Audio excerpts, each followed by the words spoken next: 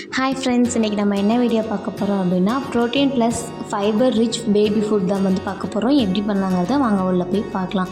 அதுக்கு ஃபஸ்ட்டு ஒரு குக்கர் வச்சுட்டு அதில் 2 ஸ்பூன் நெய் ஆட் பண்ணிக்கோங்க. நீங்கள் எண்ணெய் கூட ஆட் பண்ணிக்கலாம். நெய் கொஞ்சம் சூடானதுக்கப்புறமா கொஞ்சமாக கடுகு சீரகம் போட்டு நல்லா பொரிய விடுங்க. கடுகு சீரகம் நல்லா பொரியட்டும். பொரிஞ்சதுக்கப்புறம் இன்றைக்கி 4 சின்ன சைஸ் சின்ன வெங்காயத்தை சின்ன அந்த மாதிரி கட் பண்ணி வச்சுருக்கேன். சின்ன வெங்காயம் போட்டு தக்காளி ஒரு சின்ன தக்காளி ஒரு 4 பீஸ் மட்டும் வர அளவுக்கு போட்டுக்கோங்க.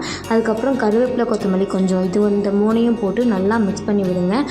தக்காளியும் வெங்காயமும் நல்லா வெந்து வரட்டும். ஒரு 5 நிமிஷம் ஆகும். அதுக்கு 5 நிமிஷம் வெந்ததுக்கப்புறமா இன்றைக்கி நான் நாட்டு அவரைக்காய் அது ஒரு 4 இது எடுத்திருக்கேன். சின்னதாக கட் பண்ணி போட்டிருக்கேன். நீங்களும் சின்னதாக கட் பண்ணி போட்டுக்கோங்க. அப்போ தான் சீக்கிரமாக வெந்துடும். அதுக்காக தான் அவரைக்காய் போட்டு நல்லா வெந்ததுக்கப்புறமா இன்றைக்கி 2 ஸ்பூன் அரிசிக்கு ஈக்குவலாக பச்சை பயிரையும் நான் எடுத்திருக்கேன். நீங்கள் பச்சை பயிருக்கு பதிலாக வேறு எந்த பருப்பு வேணால் யூஸ் பண்ணிக்கலாம். போட்டு நல்லா மிக்ஸ் பண்ணி விட்டுக்கோங்க.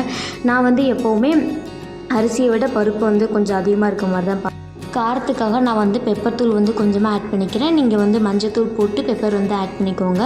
காரம் நீங்கள் உங்கள் பேபிக்கு ஸ்பைசி கொடுத்துருந்தீங்கன்னா மிளகாத்தூள் வேணாலும் ஆட் பண்ணிக்கலாம். நான் மிளகாத்தூள் கொடுக்காதனால வெறும் பெப்பர் மட்டும் போட்டுக்கிறேன்.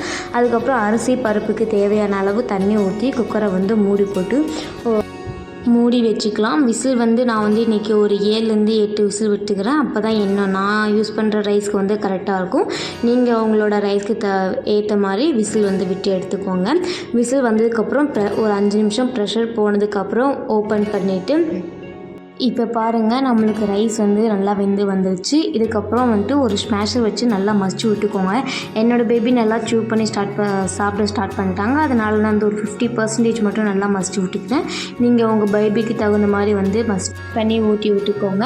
அவ்வளோதாங்க, நம்மளோட ஃபைபர் அண்ட் ப்ரோட்டீன் ரிச்சான ஃபுட் ரெடி ஆகிடுச்சு. இது நீங்களும் உங்களோட பேபிக்கு ட்ரை பண்ணி பார்த்துட்டு எப்படி இருந்துச்சுன்னு சொல்லிட்டு எனக்கு கமெண்ட் பண்ணுங்கள். இந்த மாதிரி ரெசிபி வீடியோக்கு நம்ம சேனலை சப்ஸ்கிரைப் பண்ணிக்கோங்க.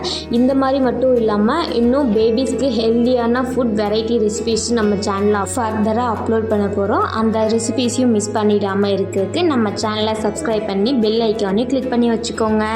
தேங்க்யூ ஃபார் வாட்சிங்.